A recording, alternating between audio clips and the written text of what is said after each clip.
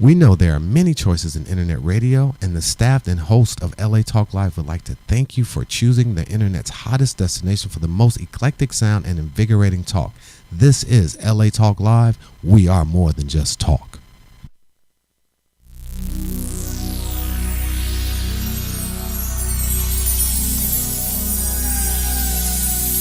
Hi, and welcome to Talk Up Your Biz.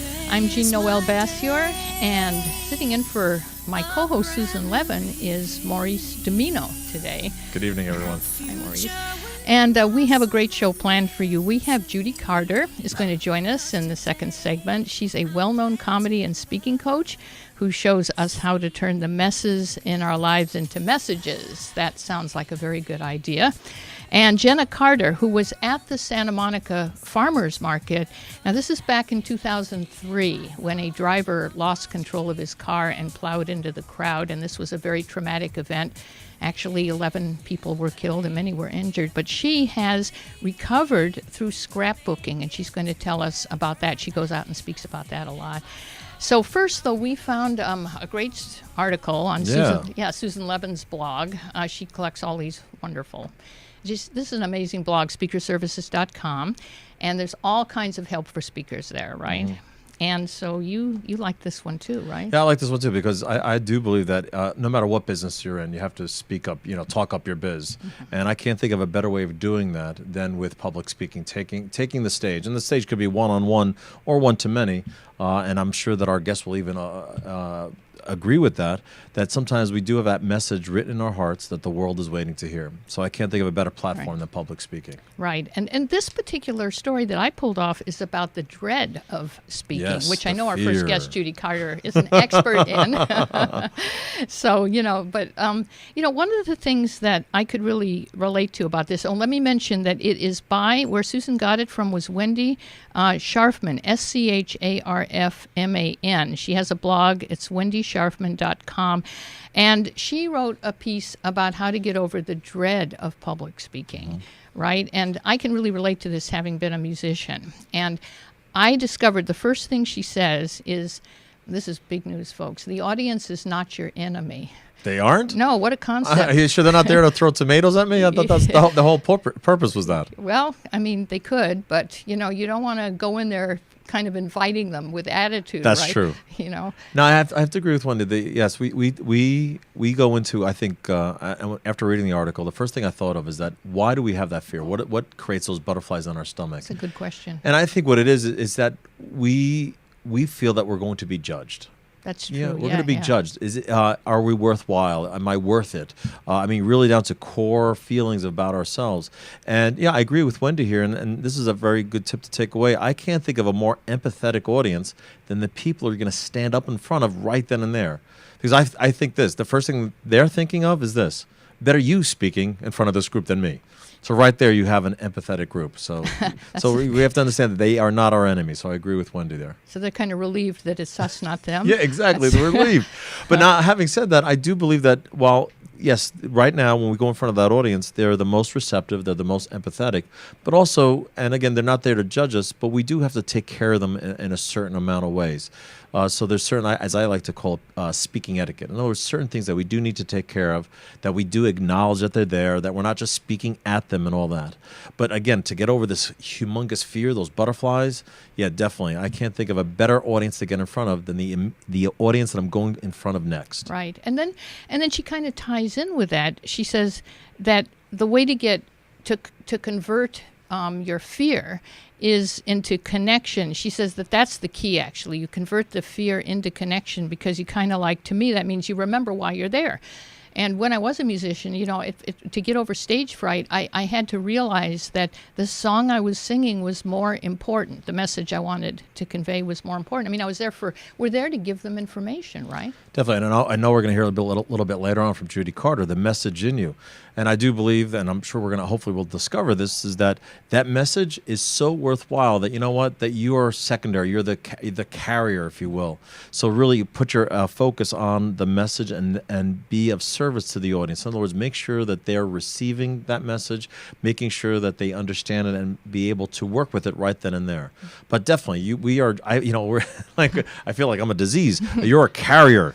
That's it. But that's what we got to do. We got to understand that we are there in service to the message, and also, if I may again include, we're in service there to be for the audience. So we take the spotlight off of us. Isn't that why you kind of changed your brand to $1 Million Messenger? Yeah, $1 Million Message. Yeah, I do believe this, and I know it's going to come up when speaking with Judy and with Jenna, that each one of us has that message written in our hearts that the world is waiting to hear.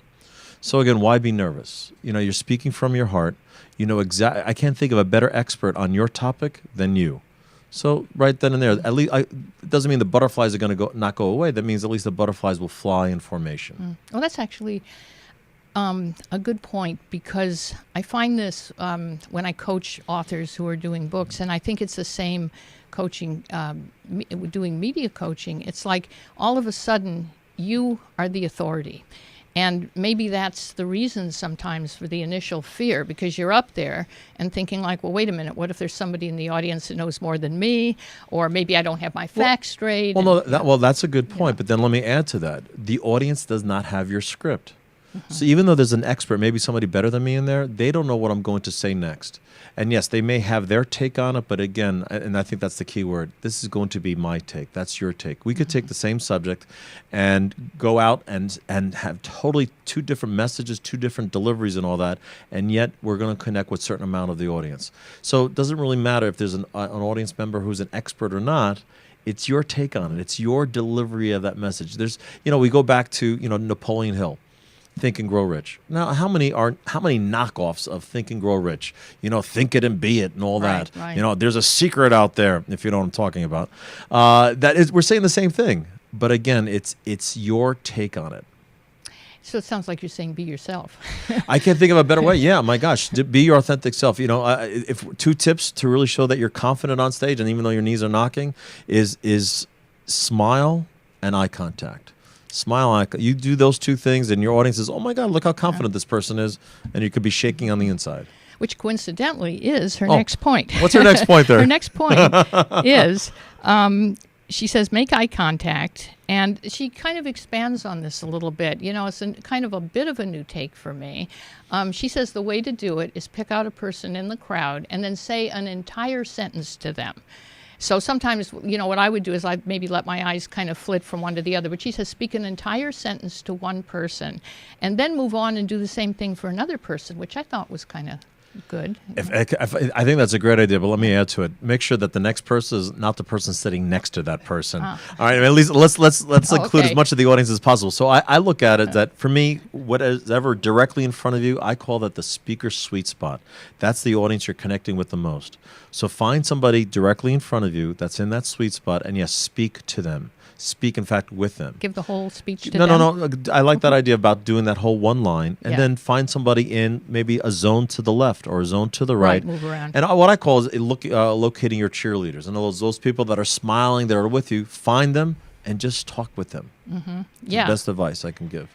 I remember when I interviewed Tony Bennett, and I know I've told this story before. Oh, do tell it again. He told me about the first time he was so scared that he played the Palladium in London.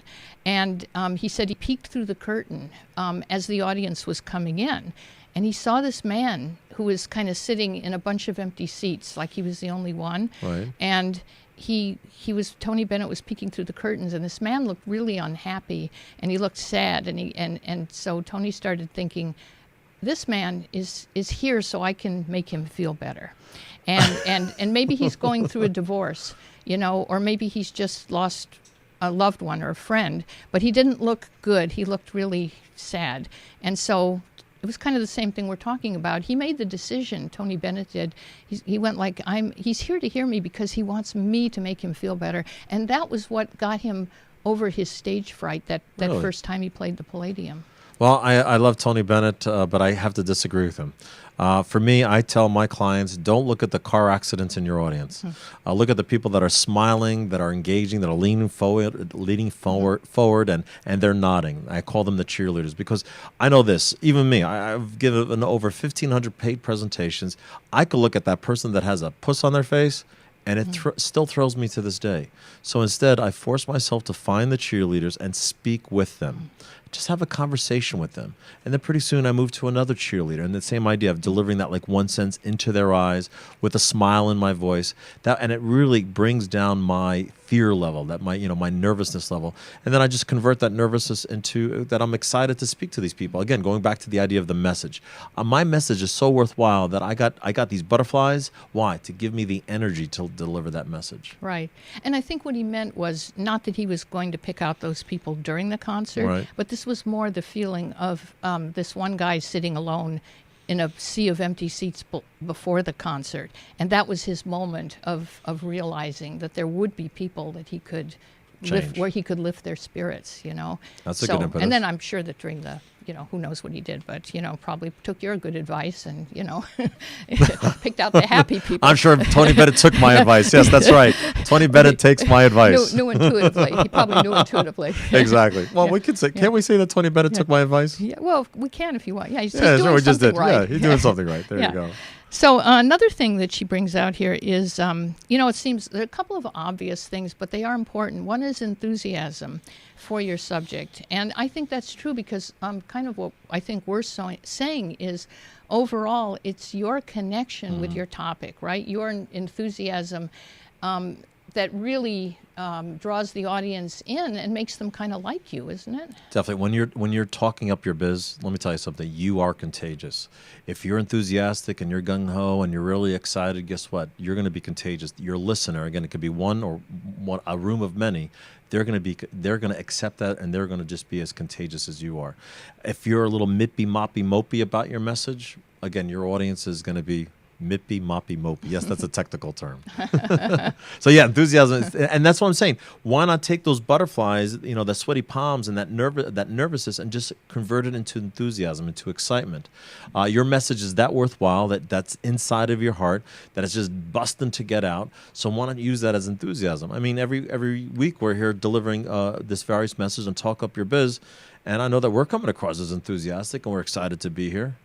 Yeah, right. And that's actually what she sort of says is connection is the fear conversion factor. That's what she calls it. I like that. Yeah, and then she said, and now this is maybe it seems a little risky to people, but I think it's a good point. She says add humor.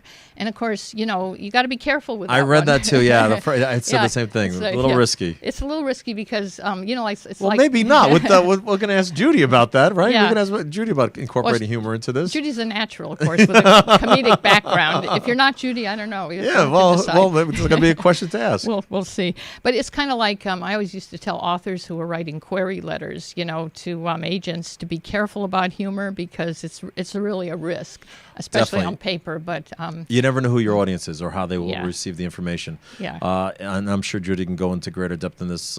If you're just starting out, I would really back off on the humor. I agree with you. Unless you've been at it for a while, self-deprecating humor or non-offensive humor like the traffic and the weather and that type of stuff, sure. And I'm sure Judy could add to the list of that. But yeah, I read that fantastic article, but I was like, whoa, wait a minute. I had to put the brakes on that one. Well, that's the thing with these articles that, you pull off the web, right? I mean, it's not like, not everything is true that you Not read one on size the fits internet. all. Yeah, Yes. Exactly. And then she says breathe and drink water. I mean, those are good things to remember. But I'm glad that she says breathe Yeah. because it's amazing how people speak, and I don't know how they don't pass out because they forget to breathe. Yeah. Hence, that's why you have pausing. That's why you have change of thoughts or giving a time for people to digest. Yes, I'm allowing that conversation to seep in to let my audience digest, but at the same time, it allows me to breathe, which again brings down that nervousness levels, puts O2 in the bloodstream. We go into this whole biological thing. But yes, we forget to breathe. We get so caught up in that delivery, being judged and all that we're speaking a mile a minute. We're not taking air in, so no O2 coming in. And of course, we're starting to lose our place because we're starting to get lightheaded. So my best advice for that is slow down. Yeah. When you practice, what I would say is this, what I tell my people is this, when you practice, go 4 times as slow. Because trust me, your nervousness will bring it to a normal level when you're up in front of that audience. That's a really good tip. Actually, you and I think we had an article that we discussed a couple of weeks ago, didn't we, about how to pause, Yes. during the points that you're Exactly. because the audience, like you say, needs time to absorb it, number one. And then we don't like people just talking at us. Right. So it's good to pause. Yeah. And during that, pause and breathe. Yeah, pause and breathe. So let's add from the last article to this article, pause and breathe. Yeah, that's really good.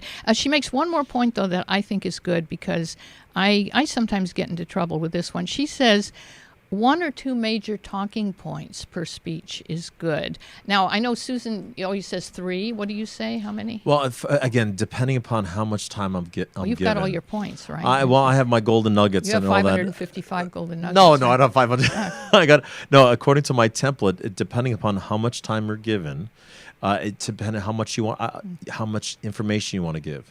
So if it's a 20-minute quick informational, I may do 1 golden nugget. Why? Because I believe in going deep and not wide. If I'm giving an hour to speak, maybe 3 to 4 golden nuggets. So again, that one I was a little questioning of how much time am I given. I'm at the mercy of my host, the producer of the event. How much time they give me determines how many talking points I will have. But I do have to agree with her that less is more. Definitely keep it KISS, KISS. What do you do with your talking points? Do you write them down on cards when you're speaking, or how do you? Well, no, for me, how I do my notes is I will write out certain complete sentences. But for my talking points, now this is the topic that I know about. So for me, I just need key words or key phrases. You show me a word in my topic, and I could speak for an hour on that. Again, based upon how much time I'm given, if you look at my notes, it's like sentences, a word, a phrase, a quote. I'm sure you can make sense of it. But with me, it gives me a linear progression. I take them on this verbal journey. I include the humor as much as I can, relevant information about me, about the topic, about what's going on. And then for the talking points, yes, it's just one point will give me the idea of the talking point. And then I like interactive programs. So I have my exercises and what I'm going to do with them, ask them questions, have them stand up, touch their nose, all different things to get them involved. But you do keep sort of cards as a guide for you? No, I use a whole piece of paper. What I do is I type the first 3/4 of the page. Why? So that I don't look entirely down. It's only 3/4 of the page. 18 to 22 point font, so it's nice and big. That's a good idea. I could keep track of it, and I just refer to my notes when I will. And I'm part of the school that I don't care if the audience sees me looking at my notes. That's interesting because I'm always afraid to have them see me kind of look down too much at notes. Well, see, let me share this with you. The reason I say that is because they're more interested in the information than my memorization. They're not sitting there like, oh, let me see how well Maurice has memorized this topic. No, they're there to get that information. So how I put in my brain is like, oh, Maurice really wants me to make sure I got the information correctly. And he's checking his notes to make sure I get the right fact, the right figure, the right statement. And at least that's what I put on my mind. So now it has freed me up so that now I look at my notes. Even during the show, I'm looking at my notes because there's certain points that I want to pick up with our guests, with yourself, that I don't want to what am I saying, and run off the stage. Yeah, well, that's interesting. So use that's that. a good spin. Yeah, put that spin on. Put that English on that one. I like that. So you've got actually a live event coming up, right? Yeah, in fact, the upcoming weekend, October 18th, 19th to 20th here in Los Angeles. It's my signature event, Discover Your $1 Million Message. And what we do is we walk through my 26-point template right there on Friday. They craft their message on Friday. Saturday, we learn how to market that message to the world. And then I think Sunday's the best day. We monetize our message. How do we go about making money with our message? Very important. Yeah. How do people find out about this? Go online, visit my website, mauricedumino.com. The next one is May 16th, 17th, and 18th. And that's one thing that I'm excited to be here with Judy Carter and her upcoming book, her new book, The Message in You, and as well as Jenna. I really want to talk to our guests about that message inside of you and how they released it. And better yet, how can our listeners, our viewers release it within them? Well, we will. Great. Coming up, do you have a lot of messes in your life? I do, but I usually don't share them.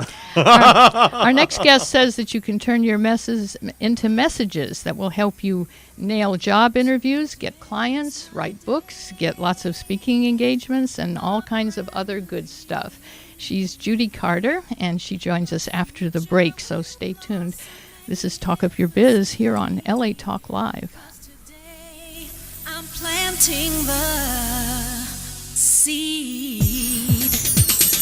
Planting a seed to build a world closer to heaven. Planting a seed in my soul. I'm watching it grow. If you believe, we will make it together.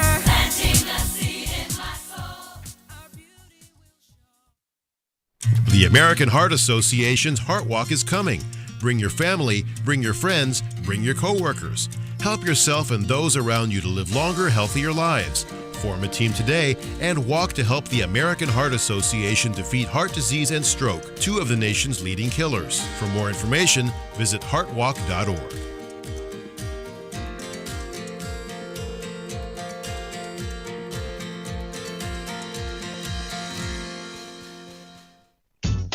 Hi, this is Elena inviting you to join me every Wednesday at noon for Elena's Beauty Talk and more, exclusively on LA Talk Live. You can also catch us on iTunes Radio, R&B, or watch us on Ustream.tv. Reality radio, handcrafted for your listening pleasure. This is LA Talk Live, and we are more than just talk.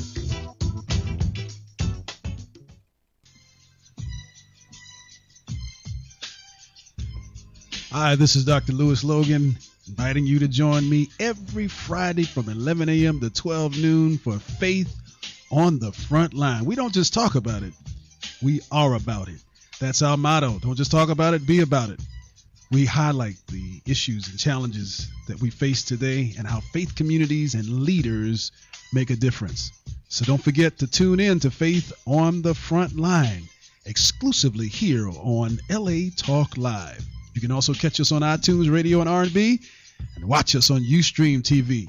Reality radio handcrafted for your listening pleasure. This is LA Talk Live, and we are more than just talk.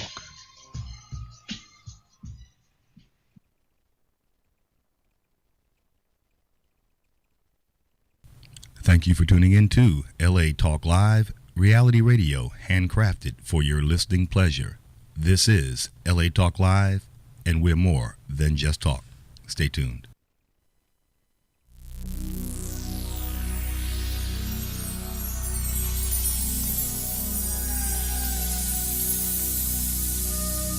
Today is my day, a brand new beginning. The future will blossom. Hi, and welcome back to Talk Up Your Biz. I'm Jean Noel Bassior. We're here with my co-host, Maurice Domino. Pleasure. And our special guest, Judy Carter. And she has a fantastic, you should go to YouTube and catch some of her demo reels. I was really laughing. Your acronym thing is so funny.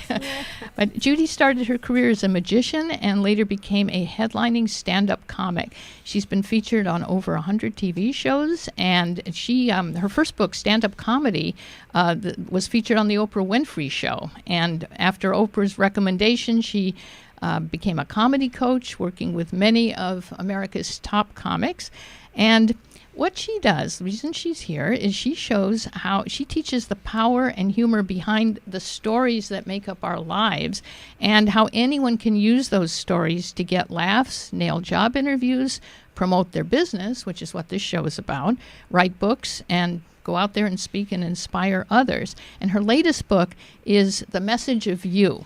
Turn your life story into a money-making speaking career. Why don't you hold that book up?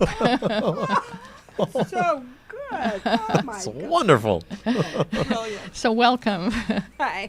How you doing? So if I'm at a job interview now, can I use, is there something like some incident in my life, some story from my life that I could use to make this job interviewer laugh or make it more relaxed, like the meeting more relaxed? Or No. I shouldn't do No. that, right? Okay. No, people. I was listening to what you said before, and here's the secret to speaking, because I know a lot of the people listening are starting their business. They have a business, and I've been lucky.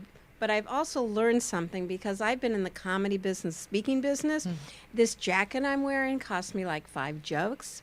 My home in Venice Beach that I built cost me maybe 5 million jokes. But I've been successful at doing something that very few people are successful at, being an entrepreneur, which is, well, you all know it's a French word, meaning I work in my underwear. We entrepreneurs work all the time. And I had to think, what is it that made me successful? What is it that at something that most people fail at, something as elusive as speaking or comedy, how did I get successful? And it's one secret. And it's a secret to a job interview. It's a secret to being in front of an audience. It's a secret to somebody looking at your website. It's a secret to when you post on Facebook. And here it is. It's not about you. It's about them. I just hired somebody to work at my company, and all the resumes that I got that said, to whom it may concern, let me tell you about me. Here's my resume. I've done this and that. Eliminated all of them. From that, there was 5% left who went, I went on the internet and looked about you, and I saw that you're really about empowering people. You're about people, helping people find their message. And I can help you with that because I have. So everybody's favorite topic is themselves. So when you talk about people's favorite topic, they will listen. And that includes your website. Yeah, I always tell people that most websites are all about me, and when you know, in 5 seconds, when I go to your website, I should find the answer to some burning issue that I have. So it's about me, not about them. Absolutely, that's what you were saying about my acronym video. Yeah, I love your acronym video. Well, Very it's funny. at judycarter.com if any of your listeners want to watch it. But here's the secret to speaking. I call up a company, and when I'm speaking for them, and I say, okay, who's the person who's really curmudgeon-y kind of person, hates speakers, always got, they got nothing to say, they're so boring. Let me talk to them. So I talked to them, and I said, tell me some stories. What's some concerns? What's something hard? Tell me about the acronyms. Oh, we have to memorize so many acronyms. So I come on stage talking, making fun of their acronyms, and now the guy who's like, a girl who's Debbie Downer or whoever it is, they're going, I wrote that. She called me. And it's the best advice I could give your listeners is that the new marketing for your business is about your message. That's what I wrote this book about. It's the message of you, and the message of you starts is in terms of what is your contribution to others? What difference do you make in other people's lives? What problems do people have that you're solving? And when you talk in terms of that rather than how much your service or widget costs, how much it weighs, it talks to what you give. So it's like your $1 million message, kind of, right? Well, yeah, I see what Judy's saying, that we have to be in service to the audience. In other words, I'm there to be of service to you. And, you said that, we should be caring about the audience. And I'm just wondering, if I'm going on an interview, you made mention of what you look forward to. But if I'm coming to you, if I'm reading your book, I have this message inside of me. Again, how I look at that is that I'm coming from my perspective. And you're saying, no, how does my message be of service to you? So that's what I'm wondering for our viewers. What can I do? What can I do to start looking outside of myself and going on a job interview or maintaining my job in this environment?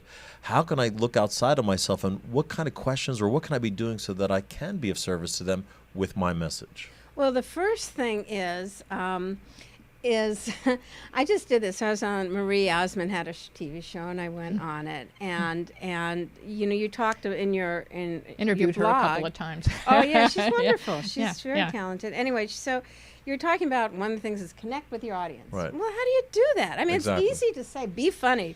Okay, Right. connect.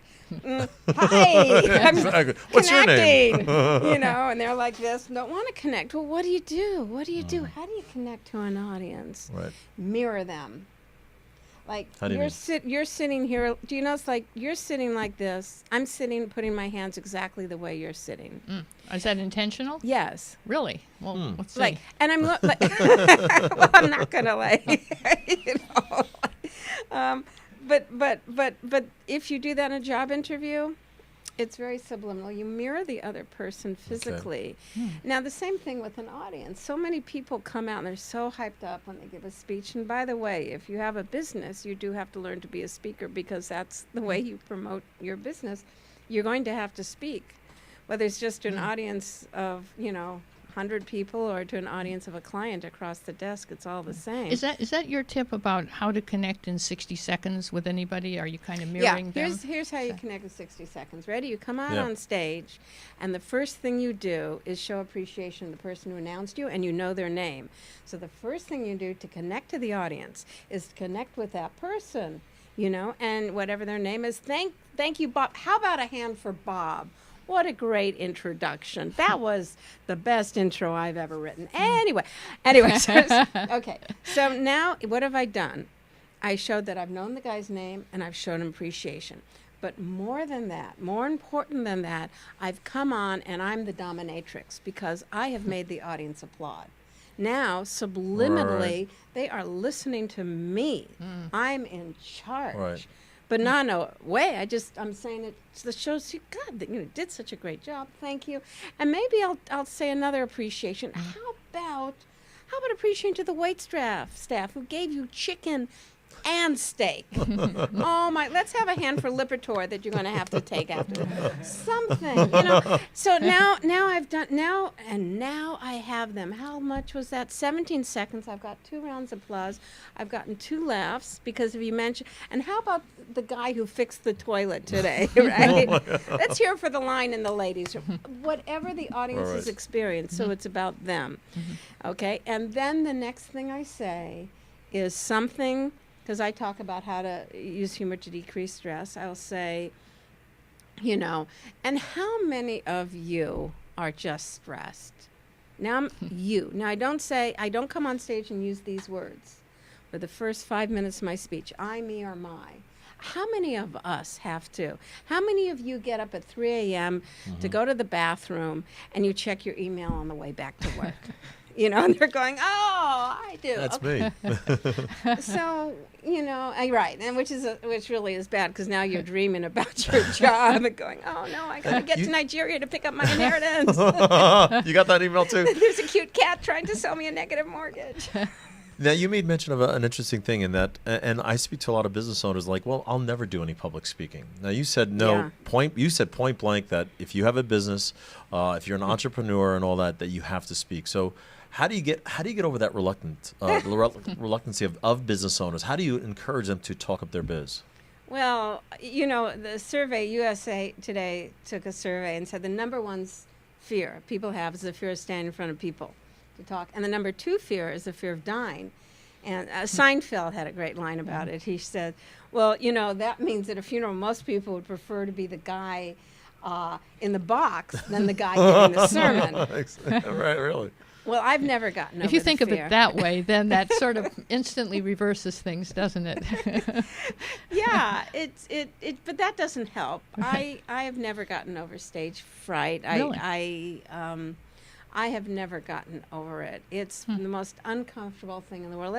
And being naked, will it picture the audience naked with the obesity rates? That's none too attractive. Have you been to a convention? It's like, oh God, no. Now I'm stressed and nauseous. So you just don't want to do that, do you? I mean, oh, gross. But here's what you do. Let me tell you what changed my life, what I realized. when I realized that I had a message. And by the way, I wrote this book, The Message of You, because when people are going to speak your message, when you're dead, at your funeral, people are going to get up and go, their life stood for, and you're not going to be able to correct them. You're in the box. You're going to get it all wrong. No, you're getting it all wrong. And that's very important to know, because there's great power in knowing your message. Yes. And I had a gig in Florida, and it was the worst gig in the world. And my mom had died. I was in a miserable mood. And I got up, and they're all drunks. And it's just, I'm being heckled, but really bad heckling. Like, I can handle a heckler. Right. But not when they're so drunk they don't make sense. You got beaks. It's like, what? What? I don't even know what you're saying. You can't even get a back and forth with them going. No, you right? can't. Yeah. And it's like, what? Anyway, it's a horrible gig. I come backstage, and I just want to just kamikaze shot something. I'm in such a bad mood. And this woman comes backstage, and she said, I loved your show. I go, what? How can you love that show? It's horrible. I didn't even see you. Where were there were 4 of us in the back there from the battered women's shelter. And you've changed our lives, because we've never seen a woman stand up to men like that. And you know what I do now? I go, wow, I had that effect on you? I empowered you? I didn't know that was my message, empowering people. I didn't know that was. And you know what I do now? Every show, I'd put her in the audience. So I say to your viewers, whatever your service is, whatever your business is, you're probably doing it because of some mess in your life. And you're trying to help people in some way, because if you're not trying to help people in some way, you really don't have a business. There was probably a problem in your life that you solved, right, at some point. Yeah, to create I'm a your speaker. business. Yeah. I had a speech impediment. There you go. Really? And I have found every single person who's successful had a mess to success journey. But I'm just saying, who is that person that you needed to help? Are you doing it for your mom? Are you doing it for someone who's in trouble? Put them in your audience, and then watch your fear levels. Your fear levels will be there. Let's not kid ourselves. Yes. But when you come out and you know the message of you, and you've done some scrutiny on your life, and you've examined your life, you get on stage now, and you know who's in the audience. And that woman, who maybe was that 20 years ago, she's in every audience. She's in every audience. She's right, like, out of the corner. I'm playing to her. I don't care if the front row is like this. Of course, they're never like that with me, of course. Anyway, but I put her there for my because I'm speaking to her. Now, if you're going on stage because you're narcissistic, I just need people to love me, or you live in L.A. or something. But me, come visit me on my website, me.com, and see all about me and read my posts about me. Right. But that's what changes. Know your message, know what you do, and know where it comes from. Like when I work with people, I coach a lot of speakers, and that's the first thing we work for our message. Like I worked with this woman who was like, she had abusive childhood. I said, what did you do? How did you handle it? She said, well, I just went numb. She's the leading anesthesiologist in Washington, D.C. She's made a career. Look at your Steve Jobs, life of disconnection. He creates He connected products that connect us. Yeah, and it connects you with your intention, with your profound, who you are, I think, at a deep level, doesn't it? Yes, because if you're doing something that someone else told you to, and your business is not going to go well, but when your business is based on your own personal healing, I mean, we're all experts because we had to be. Most successful businesses are based on some disaster, some mess. Yeah, somebody had to find a solution to a problem, and I guess we get disconnected from so long ago when we started that business or we wrote that book. Sometimes an author, I've gone through this myself, will write a book and you do an interview and you feel a little disconnected because it was long ago. You can hardly remember your intention when you wrote that sometimes. Most people, when I coach them, or they read my book, The Messenger. I get so much email from people, which I just love. They have these, what I call eureka moments, where they didn't realize how much their life was based on something that happened in their childhood. Empires are built on childhood disasters. So taking a moment to reconnect with, your intention and why you are speaking in the first place is really important advice. So we just have a minute left. How can people get in touch with you? Well, go to judycarter.com. Do I have to spell it? It's just JUDYCARTER. And we're having a convention. Yeah, that's right. It's not the $1 million convention. Okay. It's the $9.99 convention. It's a Kmart discount. Yes, no, The it's Message of coming You up, right? convention in Los Angeles, October 25th through 27th. But, have fun on my site, judycarter.com. And I have a lot of things that can help you discover the message of you. And get the book on Amazon. You'll love it. Thank you so much for being with us. Thank My you, Judy. pleasure. Thank you so much. So coming up on our next segment, Yes. I'm looking forward to this. About 10 years ago, there was an incident at the Santa Monica Farmers Market that took the lives of people and critically injured others. Our next guest rose from the ashes with all things scrapbooking. So stand tuned for Jenna Edwards and her story as we continue to talk up your biz. Stay tuned. Is my day a brand new beginning? The future will blossom magnificently, 'cause today I'm planting the seed. Planting a seed to build a world closer to heaven.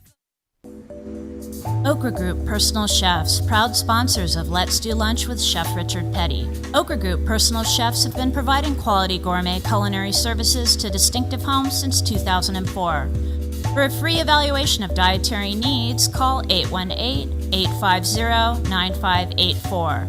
That's 818-850-9584. We will design a custom menu that fits your needs. So call us today, Okra Group Personal Chefs. Let us personally make you a dish.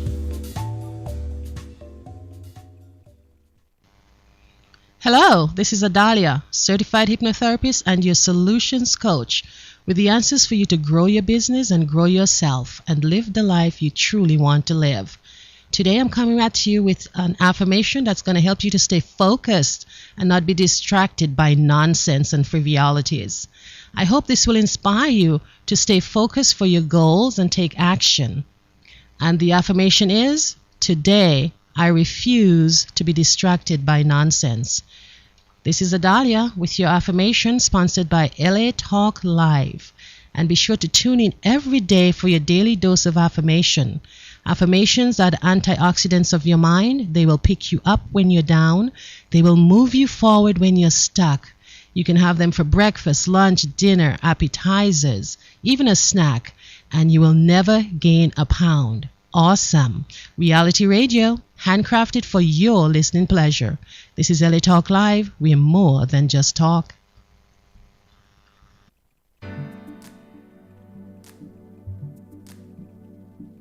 Hey, this is Richard Carr, General Manager for LA Talk Live and host of the New Entrepreneurs Weekly Summit. I wanted to take a moment out to welcome one of my newest sponsors, and that is Sensational Soaps. Sensational Soaps are handmade with all natural ingredients, with absolutely no preservatives, no harsh chemicals, and of course, no animal testing. Your body will look and feel silky, smooth, moisturized, and completely revived. Do you suffer from dry, ashy skin? Then layer your skin with their luxurious blend of oils and shea butters, specially formulated to revive dry, dull skin. Sensational Soaps also offers a full line of bath and body products, including luxurious bath salts and body scrubs, massage oils and lip balms, even romantic gift sets and custom gift baskets for your lover or significant other. For more information or to place an order, visit them at www.scentsationalsoaps.biz. That's www.scentsationalsoaps.biz. sensational soaps. Pamper yourself and indulge your senses. Sensationalsoaps.biz, proud sponsors of LA Talk Live and the New Entrepreneurs Weekly Summit.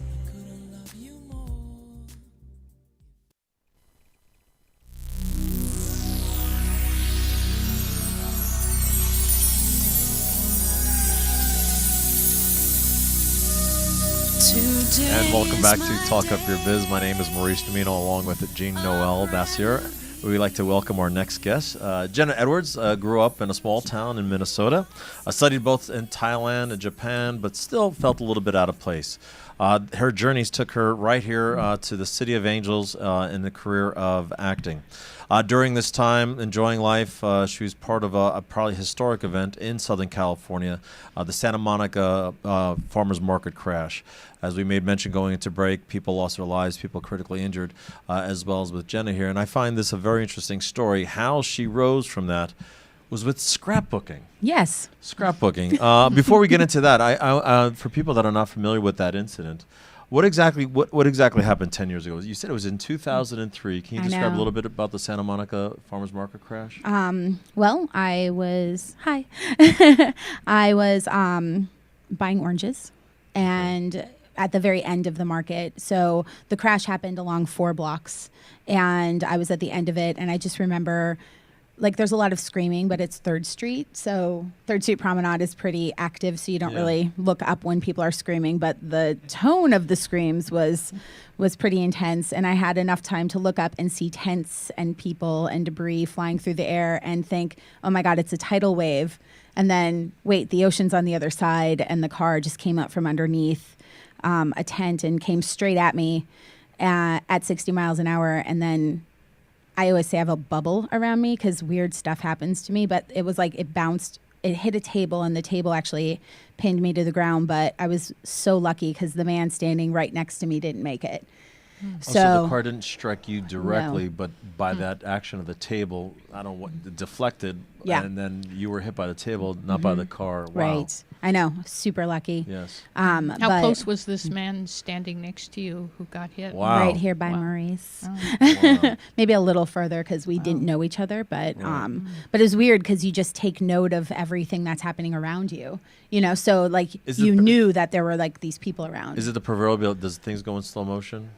Or did it just happen fast and next thing you know you were like in the ambulance or something? It's like you have this weird clarity where you just notice things because you know something's about to happen, but it wasn't slow motion necessarily, but it was very clear. Like you knew where everybody was standing around you. And then everybody got up and started to look for those people under the debris. And how far past did the car go? Did it continue on past? About 100 feet. Now we're talking the distance that this car traveled, because this farmer's market is a pretty long distance on 3rd Street. 4 blocks. And it was a crowded, normal farmer's market day. And we were really lucky because it was towards the end of the farmer's market, so there wasn't as many people there that had been there earlier. So, I hate to say that we were lucky because it was pretty horrific, but it could have been way worse than it was.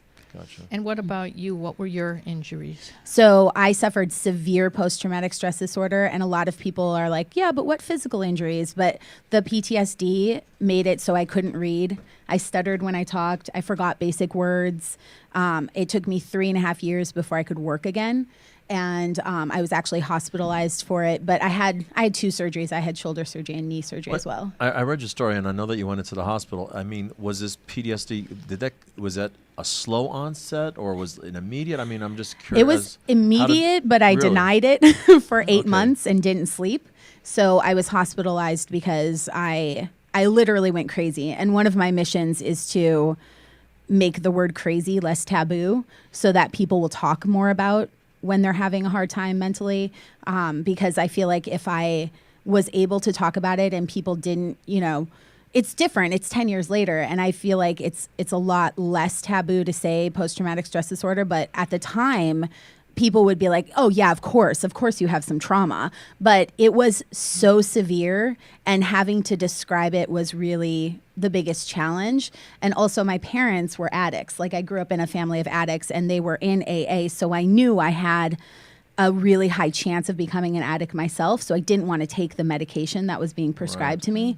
So, and it nearly killed me. It nearly killed me. Now, for again, post-traumatic stress syndrome, I guess I must be a neophyte at that, because for me, it's always veterans. People coming back from the war. So that's why I found it very interesting of your story. Yeah.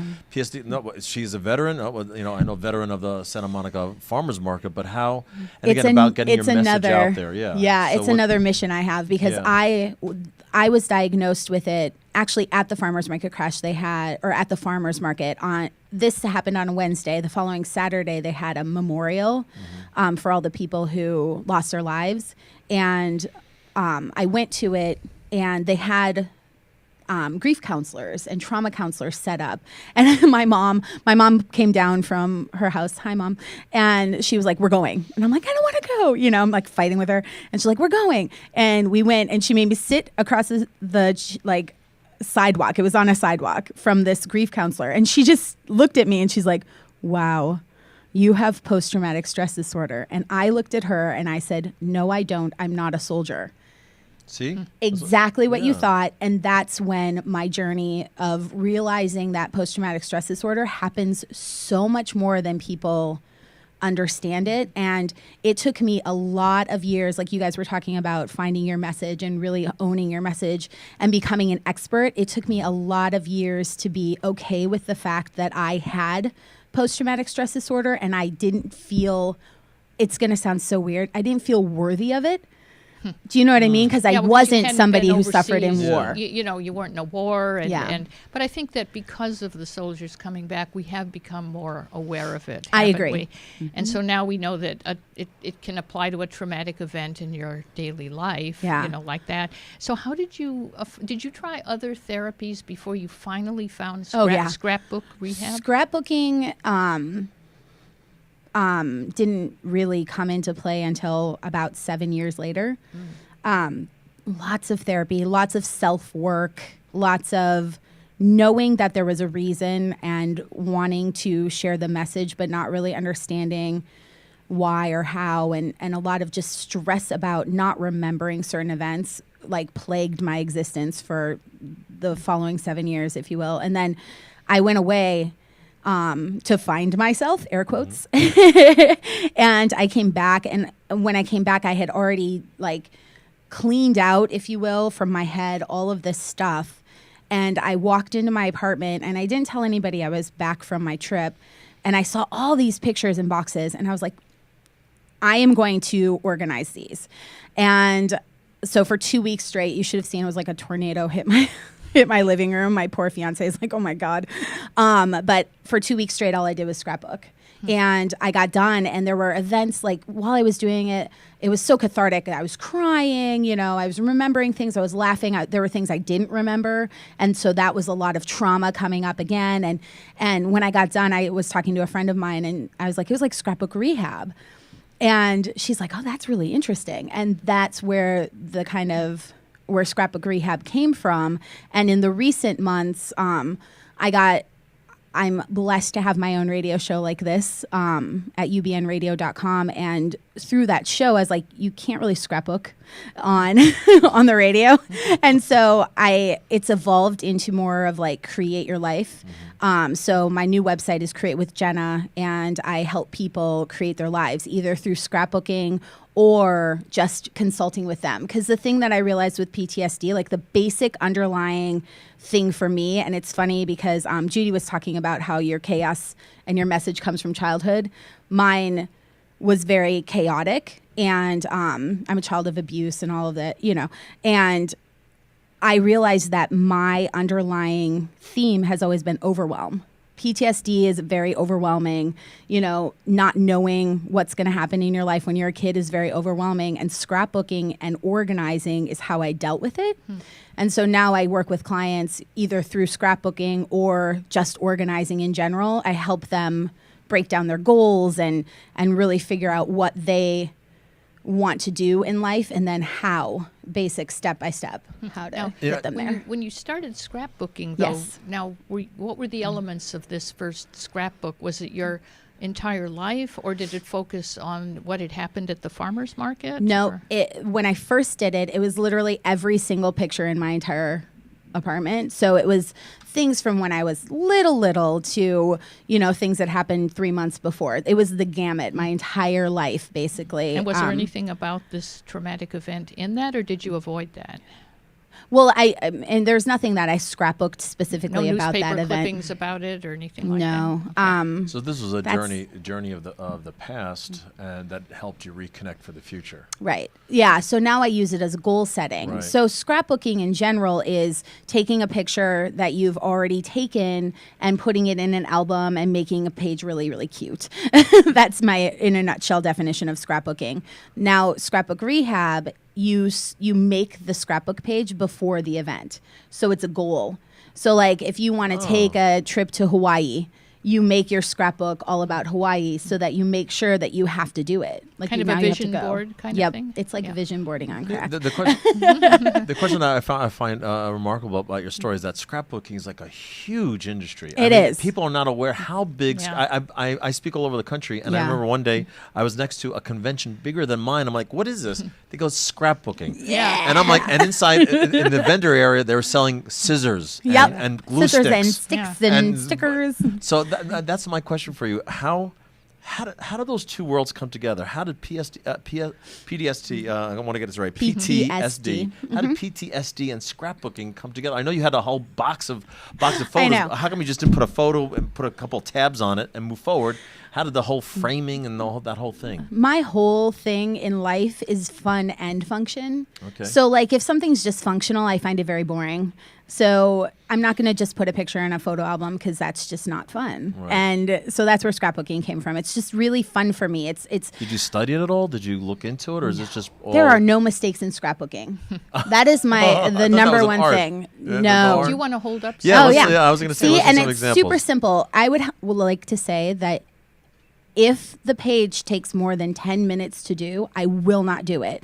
It's keeping things really simple because your brain just, for me, I can't process things that are complicated. I literally made this at the Starbucks it took me 3 minutes. So, So can you see explain. it? Yes, definitely. Okay. So basically, I tend to get inspired by stickers. And they're called embellishments if you're in the scrapbooking world. And this was one that I loved. And it just says, follow your heart, right? Which is something I'm so into right now. And my business is my heart. So I made a scrapbook page. So basically you have your paper, your embellishments, your photo box is what this is called. So you would stick a photo right here. I don't put the photo down until I reach the goal. And my goal is to have, and I have to do it, and I will. Look at, I crossed out the want. Nice. I will have 10,000 Facebook fans by doing what I love by the end of January 2014. That is the goal, right? So this is goal setting, scrapbooking. It's goal setting one-paging. scrapbook style. Oh my word! You're hitting so many birds with one stone. I know, it's fun, Good Lord. right? It's so fun. You know, what's kind of interesting to me is that in this digital age, Mm-hmm. you know, I think it probably feels really good to do something with the scissors and Yes. paper. And I'm so tactile. yeah, it's like a lot of us, we miss that tactile, dealing Yeah. with tactile things, you know, because I agree. paper's kind of, you know, so old. I love paper. It's old Yeah, school. it's old It school. is old It's just so school. yesterday. But do you think that's but do you think that's a throwback because we are becoming so digital that we're like I'm losing myself Yes. Yeah. in the bits and bytes and all that. Yeah. That this is doing it. So finish the thought. So that's your goal. This is my goal. And then what do you replace that goal Yeah, with so- a picture or something, or Yep. how does that work? Once How's I the reach completion? 10,000 Facebook fans, you'll see a picture of me like this next to my computer. And I will take it and I will print it and I will put it right here over the words so that and then you put it in your scrapbook. So it's killing two birds with one stone. You're planning your future, but then you're remembering your past at the same time. Once you achieve the goal, it goes into the book just like anything else. You know, I'm wondering. This is my question for you. Is that this is a great thing to suggest to somebody that has PTSD. Absolutely. What's like maybe one piece of advice that you can give to somebody that maybe has a child, a spouse, or someone that is experiencing PTSD besides scrapbooking? You know, how do I go about dealing with it if that's happening to somebody? If you in my have life? a friend or family Yeah. member, to the friends and family, I would say you're not going to understand. So don't try, just love. just be there. They know that you're there. Even if they're pushing you away, they appreciate it. They're going to push you away more likely than not because they're scared. For the people that are going through it, I didn't think it would go away. I literally thought my life was over. It's not. It goes away. It gets better. Get help. I mean, it's so annoying to me, but I did it myself. I couldn't ask for help. That was one of the biggest lessons I had to learn. And the sooner you ask for help and the sooner you accept that help, the faster it goes away. It's almost like you have to lean into it for it to go away. You know, I used to fight, like I had flashbacks at my worst, like 2 to 3 times a day that would cause a panic attack, that would make me hyperventilate, that would make me pass out. And the passing out was the only way it would stop. Right. And once I learned and wasn't afraid of the flashback and I just was like, okay, it's going to happen, they started to go away. You know, and it sounds logical, and my logical brain was so broken. So, you know, just be patient with yourself, be kind to yourself. Yeah, it's tough. It's tough. I'm not gonna lie. It's pretty much the most horrific thing I've ever been through, and I've been through quite a bit of stuff. You know, and that's my advice. I don't know. So would if you that's say that helpful. your scrapbooking was the release valve? In other words, it was the start of at least put the focused attention as opposed to the panic attacks, and then from that you realize, you know what, I can ask for help. Was that For the release me, valve for it you? was beginning? the finish. What was the finish? Yeah, it was the thing that ultimately let me completely heal through the trauma, but it wasn't the first thing. Was it like getting control of your life, kind of? Yeah. Sort of organizing. Yeah, and I'm saying, a big taking organizer. my control of my life. Yeah, kind of? absolutely. You know, like we're very powerful, and it took me a long time to really understand what that meant, because I come from the Midwest where, you know, you pull yourself up by your bootstraps and you can't be injured and you're fine, especially if it's a mental thing. And Scrapbooking is a very coastal thing. I know. I know. And, you know, they just made me happy. Yeah. You know, do what makes you happy. Find something that makes you happy, as long as you're not hurting anyone or anything. That's my disclaimer. But just, you know, quit thinking about what everyone else is thinking you should be doing, and just do what you need to do to get better. Good advice. You know? Yeah. Well, tell us again how people can get in touch with you. I love people, so I can tell. I really do, and I love to hear your stories. And if you have any questions for me, I'm more than happy to answer them. My website is createwithjenna.com. I'm on all the social medias and everything. Facebook is my favorite. But you can just go to createwithjenna.com and find me there. Jenna. Yep. Okay. Jenna. Yes. Create with Jenna. Thank you so much for Thank you. being with us. That's amazing. Thank you, Jenna. Thank you. So thanks to our other guest, Judy Carter, and thanks to Jenna Edwards, and to my co-host, Maurice Domino. Always a pleasure, Juno. And we'll see you next week on Talk Up Your Biz. And please stay tuned for my show, The Book Beat, on LA Talk Live, right here, where we are more than just talk. Today is my day, a brand new beginning. The future will blossom magnificently, 'cause today I'm planting the seed. Planting a seed to build a world closer to heaven. Planting a seed in my soul. I'm watching it grow. If you believe, LA Talk Live. We're more than just talk.